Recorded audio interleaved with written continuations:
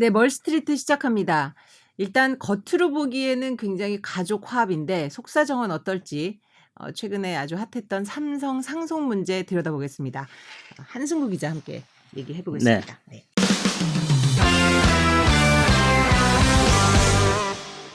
이건희 회장 이제 돌아가시고 나서 상속 재산이 얼마가 될지 뭐 대충 예상은 했었습니다만은 그리고 누구한테 얼마큼씩 물려줄지 이제 굉장히 관심이 컸잖아요. 예. 결국 결과를 이번에 조금 규모가 나왔죠. 예, 정리를 해주시죠. 이건희 회장이 작년 10월달에 네. 이제 돌아가시고 나서 올해 이제 4월 말까지가 네. 상속세를 이제 신고를 해야 되는 네. 기간이었죠. 그래서 처음으로 상속세 규모가 나왔고 또 그 중에서 이제 사회 환원 기부에 대한 부분도 또 포함이 됐고요. 네. 그래서 이번에 처음에는 그 상속세 전체 금액 규모만 나오고 네. 어떻게 지분이 배분이 되는지에 대해서는 발표가 안 됐었습니다. 맞아요. 네. 이거 혹시 뭐 문제가 생겼나? 뭐 그런 분쟁이 있는 게 아니냐. 예, 시선들이 있었고 최근에 이재용 부회장이 이제 충수염으로 구치소에서 병원도 왔다 갔다 하면서 이거 조금 논의가 뭐 매끄럽지 않았나? 뭐 그런 의구심이 조금 드는 네. 그런 대목들도 있었죠. 말해줬지만 이제 상속 재산은 이제 한 6조 정도. 네. 그래서 그거에 대해서 세금을 매긴 것이 한 12조 정도 되고 1조 원 정도를 이제 사회 환원을 했고 또 이제 미술품 고급 미술품과 현대 미술품들을 이제 이렇게 사회 환원해서 이제 국민들에게 많이 감상할 기회를 줬다. 뭐 이런 정도로 이제 상속 부분은 정리를 할 수 있을 것 같고요. 그러고 나서 이제 이틀 후에였죠. 분쟁이 있을 것으로 세간의 관심을 모았던 지분율도 또 공개가 됐어요. 그죠? 예, 그때 이제 지분율도 공개가 됐고 각각 이제 계열사의 지분을 어떻게 나눌지에 네. 대한 비율이 이제 처음으로 공개가 됐죠. 어떻게 나눠 갖게 되나요? 일단 가장 관심이 많았던 삼성전자의 네. 지분, 삼성전자의 지분은 법정 상속 비율대로 가져가게 됐습니다. 그렇죠. 법정 상속이라고 하면은 이제 네. 부인인 홍라희 여사가 1.55만큼 가져갔으면 네. 나머지 자녀 셋이 1만큼의 비율대로 나눠 가지게 됐죠. 그렇죠. 예, 그리고 기타 계열사들 지분도 그렇게 됐고, 다만 삼성생명이 좀 특이했습니다. 삼성생명의 지분을 홍라희 여사는 전혀 가져가지 않았고 네. 이재용 부회장, 이부진 사장, 이서연 이사장 그렇게 3대 2대 1의 비율로 가져가게 됐습니다. 예전에 보면 이건희 회장은 삼성생명의 지분을 많이 가지고 있었고 네. 이재용 부회장은 삼성물산의 지분을 많이 가지고 있었거든요. 근데 이 그룹의 핵심이라고 할 수 있는 삼성전자는 삼성생명이 대주주입니다. 그렇죠. 그래서 생명을 통해 간접 네. 지배하는 구조죠. 그래서 이제 개인의 지분과 이런 계열사들 보유 지분을 통해서 보면 대략 한 15% 정도의 지분을 그만큼의 영향력을 이재용 부회장이 가지게 됐다라고 볼 수 있습니다. 그러니까 정리하면 삼성생명은 이재용 부회장에게 확실히 몰아줘서 어떤 지배 구조를 공고히 했고 그 외에 삼성전자와 삼성물산 그리고 삼성 뭐 SDS 네. 또 일부 가지고 있는 굉장히 미미합니다만은 이런 부분은 원래대로 법정 비율대로 상속했다.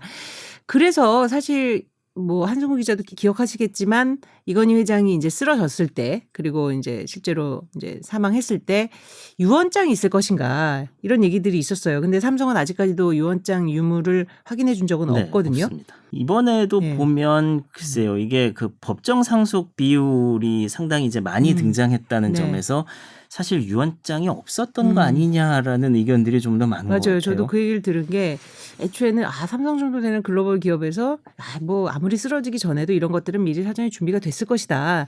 이런 얘기가 지배적이었는데 워낙 갑자기 또 쓰러졌고 그죠? 그러고 나서는 한 번도 이제 어떤 의식 회복에 대한 뉴스는 없었고 물론 뭐 이제 어떤 눈을 움직인다거나 이런 건 있었습니다만은 그래서 본인의 의사를 표현할 기회가 없었을 것이다라는 얘기도 또 있어서 과연 이번 이 비율 배분이 이제 그거를 판단할 수 있는 하나의 근거였는데 말씀하신 대로 이제 법정 비율이라는 것이 이제 굉장히 여러 번 등장하면서 여러 번 등장했습니다. 네. 그래서 유언장은 없었던 거 아닐까. 다만 이제 생명 지분에서는 좀 차이가 났기 때문에 말씀드렸다시피 생명이 그룹의 이제 전자를 지배하는데 워낙에 중요한 기업이어서 그렇죠. 그거는 이 부분에 대해서는 우리 이재용 부회장에게 조금 힘이 실렸다라고 볼 수 있을 것 같아요. 실질적으로 지배하고 있는 쪽에다 몰아줘야 된다는 어떤 공감대는 있었던 것 같고. 홍라희 여사가 이제 이번에 삼성전자 지분을 가져간 거 이거가 굉장히 화제였어요. 개인 주주로 보면은 홍라희 여사가 이제 삼성전자의 최대 주주가 맞아요, 됐습니다. 맞아요. 2% 넘게 가지고 있게 돼서. 그래서 사실 처음에는 아니 이게 홍라희 여사한테 일단 넘어가게 되면 나중에 이제 자녀한테 넘어갈 때 다시 상속세를 줘야 될 텐데 그렇죠. 왜 이렇게 했을까라는 점이 이제 많은 사람들이 궁금해하긴 했었는데 네. 뭐 거꾸로 생각을 해보면 사실 이게 법정 상속 비율이 이렇게 정해져 있는 건데 이대로 지키지 않고 자녀들에게만 물려줬다라고 하면 두 번 넘어갈 수 있는 상속세를 피하기 위해서 이렇게 한 거 아니냐라는 시선도 또 받을 수 있었을 것 같아요. 예.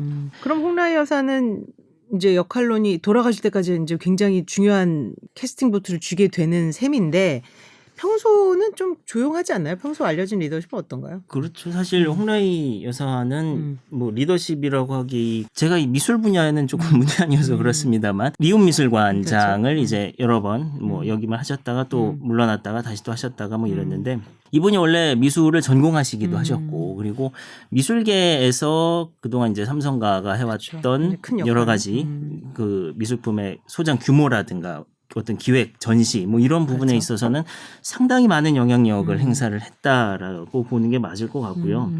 이게 원래 미술품이라는 게 작가가 누군지도 중요하지만 네. 그 작품을 누가 소장했었느냐도 사실 굉장히 중요한 부분인데 삼성가에서 가지고 있었던 미술품이다라고 하면 그 자체가 이제 또 가치를 인정받을 수 있게 되는 계기가 되고 본인의 어떤 안목 그다음에 이제 남편 집안의 재력 이런 것들이 잘 어우러져서 보통 이제 재벌이 본인의 취향에 맞는 작가를 찾아서 그 작가들 새로운 작가들의 작품을 수집하고 그게 화제가 되고 하면 그 작가가 이제 또 그 미술계에서는 굉장히 화제가 되는 네. 슈퍼스타 작가로 발돋움하는 경우도 많거든요. 이게 일반적인 기업의 경영과는 조금 다르지만 어쨌든 이 미술계에서는 상당히 좀 그런 면에서 그러니까 본인의 안목, 재력, 그다음에 그 삼성이라는 그런 브랜드 여러 가지 어우러져서 상당히 좀 큰 영향력을 행사했던 것은 분명한 사실입니다. 지금 말한 건 이제 미술계의 영향력인데 이제 앞으로 지분을 갖고 있게 됐으니 어찌 보면 삼성 그룹 내에서의 영향력도 커지지 않을까 하는 게 이제 뭐 당연히 귀결되는 이제 예상인데 결정적 역할을 하게 될 이슈들이 있을까요? 글쎄요. 보통 뭐 결정적 역할이라고 하면은 이제 뭐 경영권에 그런 문제가 생겼을 때 보통 이제 캐스팅 보트를 진 그렇죠. 사람들의 역할을 주목을 하게 되죠. 근데 삼성전자는 최근에 이제 개인 지분이 많이 늘어서 10% 넘기도 했습니다만 기본적으로는 외국인 지분이 50% 이상 그렇죠. 되는 회사고 몇 년 전에는 배당이라든가 여러 가지 문제를 놓고 이제 외국계 헤지펀드들의 요구사항이라든가 이런 게 이제 이슈가 된 적도 있었고요. 네. 혹은 지금 이재용 부회장의 경영권을 둘러싸고 여러 가지 문제가 생겼을 때 뭐 개인 최대 주주로서의 뭐 그런 역할은 기대해 볼 수 있겠죠. 그래서 뭐 아들을 사랑하지 않는 엄마가 없겠지만은 뭐 이거는 또 세간의 얘기입니다만은 좀 딸들을 견제하고 아들 후원군을 자처한 거 아니냐 나중을 위해서 뭐 그런 얘기도 있어요. 그거는 뭐 짐작이지만 예, 그건 뭐 정말 알 수 없는 부분인 것 같아요. 네. 그게 예전에는 보면 그런 일도 있었어요. 예전에 이제 최순실 국정농단 네. 터졌을 때 승마협회 박원호 전무가 그런 얘기를 한 적이 있습니다. 네. 그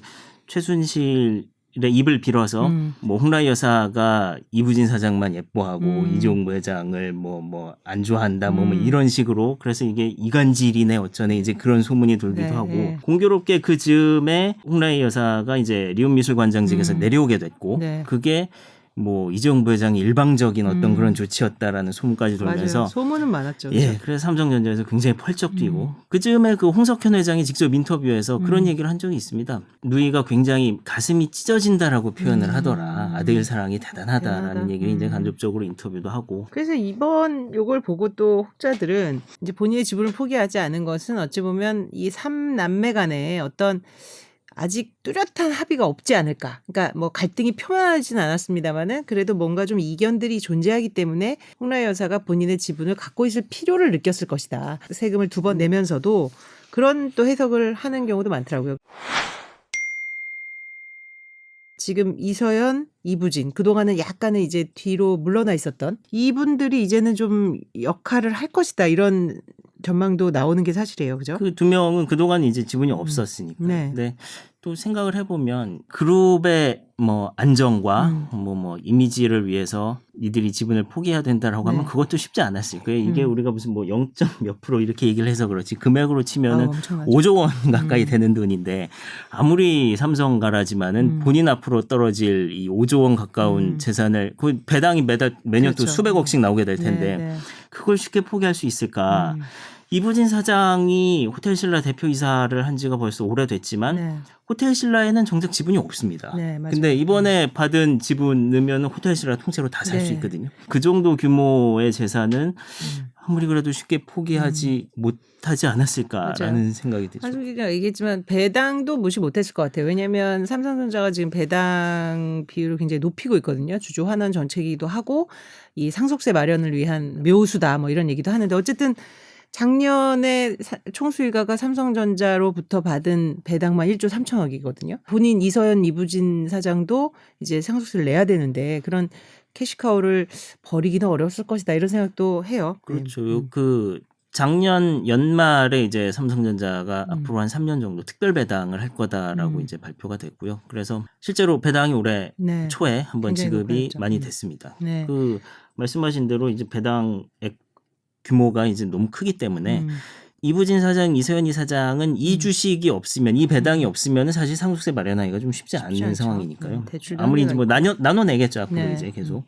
그래서 앞으로 뭐 배당이 계속 더 늘어나지 않을까라고 기대하는 시선도 있습니다. 그 이부진 사장은 어떤 경영 스타일이라고 보통 얘기를 하나요? 셋 중에는 가장 아버지 이건희 회장을 닮았다. 상당히 좀 추진력 있는 스타일이다라는 평가가 대체적으로 있는 것 같고요. 한 2000년대 초반부터 이제 신라호텔에 입사를 해서 쭉 올해 경영에 참여를 해왔고 뭐 실적도 1위 롯데면세점하고의 격차도 상당히 좁혔고 물론 이제 3등이던 신세계면세점이 많이 또 쫓아왔습니다. 거의 사촌인 정유경 총괄사장이 또 담당을 하고 있지만 그 사촌 간의 대결이 아주 그 시내 면세점 유치라든가 이런 데서 이제 굉장히 뭐 한 군데 유치하면은 뭐 저기선 내주고 치열하게 경쟁이 있었고 다만 신라스테이 같은 거는 런칭해서 비교적 이제 자리를 잘 잡았다는 평가도 있고요. 그렇죠. 근데 작년에는 코로나 때문에 좀 면세점도 그렇고 호텔도 그렇고 해서 실적은 굉장히 좀 좋지 못했는데 어쨌든 뭔가 굵직굵직한 것을 이뤄냈다 그런 뭐 인상은 좀 있는 것 같아요. 물론 본인의 뭐 이혼이나 기타 등등으로 또 더 기사화가 많이 되기도 했습니다만은 어쨌든 이부진 사장도 어떤 경영 실력 측면에서는 아직까지 하여튼 살아있는 카드다 이런 생각이 들고요.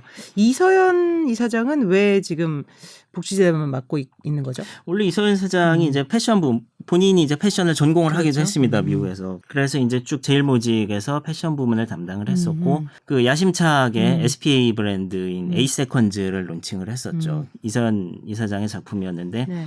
이게 잘 안 됐습니다. 이후에도 물론 이제 그 패션 부문이 삼성 물산으로 이제 통합이 됐는데 패션 부문의 성장이 크게 그렇게 두드러지지 못했고 중국 사업 진출도 잘 되지 않았고 이건 이제 뭐 경영 측면에서는 그랬는데 실제로 이게 경영의 어떤 두드러진 성과가 없어서 참여를 하지 않게 된 것인지 아니면은 이분이 이제 자녀가 넷이나 또 되기 때문에 네. 혹시 뭐 육아나 가정생활에 더 전념하기 위해서 상대적으로 좀 부담이 덜한 그런 복지재단 쪽으로 가 있을 수도 있고 그건 뭐 알 수 그건 없는 알 수 없죠. 일입니다. 그러니까 지금. 경영 실패 때문에 복지재단을 물러난 것은 뭐 인간관계는 뚜렷하진 않으나 지금 현재는 이제 복지재단 이사장을 그렇죠. 맡고 있고요. 실제로 우리가 뭐 대한항공이나 뭐 한국타이어 같이 이게 형제 간 갈등이 이렇게 두드러진 적은 또 없죠, 삼성은. 삼성은 표면적으로? 지금 3남매 사이에서는 없죠. 네. 선대 때는 약간 그 형제 간의 독립 경영이 있었습니다. 네. 그 이건희 회장이 3남이죠. 큰형인 이맹희 네. 회장이 이제 CJ로 갈등이 컸죠. 나갔고 둘째인 이창희 회장은 사실 초기에 이제 눈밖에 나면서 거기 이제 지금으로 치면 비디오 테이프 만드는 세한미디어 네. 그 그룹을 이제 창업을 해서 경영을 했고 마지막에 이건희 회장이 이제 삼성그룹을 물려받았고 나중에 이맹희 회장이 돌아가시기 전에 이 재산 또 상속 그렇죠. 갖고서 소송도 벌어지고 그랬습니다. 다만 지금 이재용, 이부진, 이서연 3남매 사이에서는 그렇게 두드러진 갈등은 그동안은 나온 적은 맞습니다. 없었던 것 같아요. 그러다 보니까 그래서 이제 몰아줄 것이다 이런 전망도 더 힘을 얻었던 것 같고요. 우리 혹자들끼리 제일 쓸데없는 걱정이 뭐 재벌 걱정, 연예인 걱정이다 이런 말 많이 하지만 이번에 이 상속세 나오는 거 보면서 야 너무 많다. 많다. 정말 26조 중에 13조 가까이 내야 되면 이거는 너무 과중한 거 아니냐 뭐 이런 상속 수율이 높다는 논란도 또 분분한데 실제로 좀 높은가요? 비율이? 최고 세율 자체는 한 5%포인트, 10%포인트 정도 높은 건 사실인 것 같은데 네. 실질적인 담세율이라고 하죠. 그러니까 음. 세금을 부담하는 비율로 보면 음. 그렇게 높은 편은 아니다라는 연구가 이제 작년에 나온 적이 있고요. 음. 이런 이슈가 있을 때마다 이제 음. 경제단체들이나 아니면 네. 이제 몇몇 신문들에서 상속세를 갖고 경제 기사들을 많이 쓰는데 네. 이번에 그 삼성 그룹 같은 경우는 지극히 예외적인 사례고 사실 상속세 전반으로 보면 불로소득에 대한 네. 세금 그다음에 이제 뭐 이게 자꾸 무슨 소득세와 이중과세다 얘기를 하는데 아니 소득세 내고 나서도 그 돈 갖고 차 사면은 개소세도 내야 되고 부가세도 내야 되고 어차피 세금은 다 비슷하죠? 붙는 건데 예. 상속세의 필요에 대해서 의문을 가질 필요까지는 없을 것 같다는 네. 생각은 듭니다. 이 부분은 뭐 이제 이런 케이스가 나오면 이제 논란이 되고 또 잊혀지고 하는 것 같은데 이거는 뭐 하여튼 삼성은 일단은 이제 연분연납 제도를 활용해서 이제 6차례로 나눠서 이제 낼 것 같습니다. 그 관심은 결국은 주주들한테는 향후 이런 상속이 마무리되고 과연 계열사 주가에 어떤 영향을 미치느냐가 가장 관심일 텐데 뭐 생명, 물산, 전자, 뭐 SDS 더 나아가 삼바까지 어떤 증권가들은 이건 뭐 정말 너무 많은 종목에 너무 네. 많은 시선들이 있는데 네. 일단 뭐 큰 줄기로 보면 일단 삼성물산이 실질적인 그룹의 지주회사 네. 역할을 하고 있는 것 같고요. 많은 계열사들 우리가 알만한 웬만한 계열사들이 다 삼성전자의 밑에 있고 대부분 금융 관련 계열사들 뭐 카드나 증권이나 이런 거는 삼성생명 밑으로 가 있습니다. 네, 네. 그래서 물산이 이제 지주회사 그리고 생명이 이제 금융 지주회사 네. 보통 이렇게 되는데 일단은 그 법정 분할 비율대로 지분을 가져갔기 때문에 당장 지분 확보를 위한 그런 면에서의 주가 변동은 조금 기대하기 쉽지 않을 것 같고 다만 앞으로 상속세를 어떻게 마련할 것이냐라고 했을 때 삼성전자의 사례처럼 계열사들의 배당을 조금 늘릴 가능성은 있다라는 점이 있고요. 많이들 지적을 하고 있습니다만은 보험업법이 개정이 되고 나면 삼성생명이 보유하고 있는 전자주식을 많이 팔아야 되는데 이 주식을 결국 물산이 받아올 수밖에 없지 않겠느냐. 네. 그러면 물산이 돈이 없는데 갖고 있는 삼성바이오 주식을 팔아야 되지 않을까? 그러려면 삼성바이오 주식을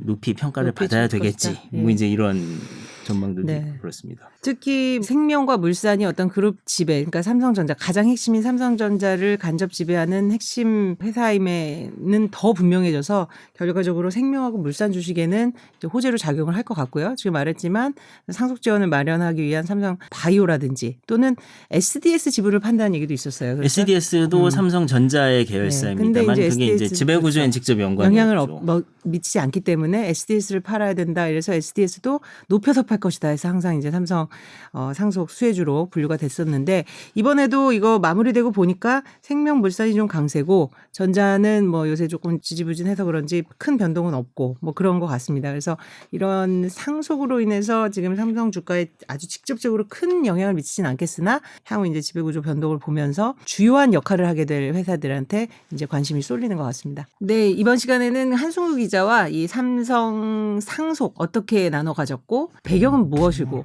또 향후에 이제 삼성 지배구조나 관련 계열사 주가에는 어떤 영향을 미칠지 이런 것들을 살펴봤습니다. 오늘 고맙습니다.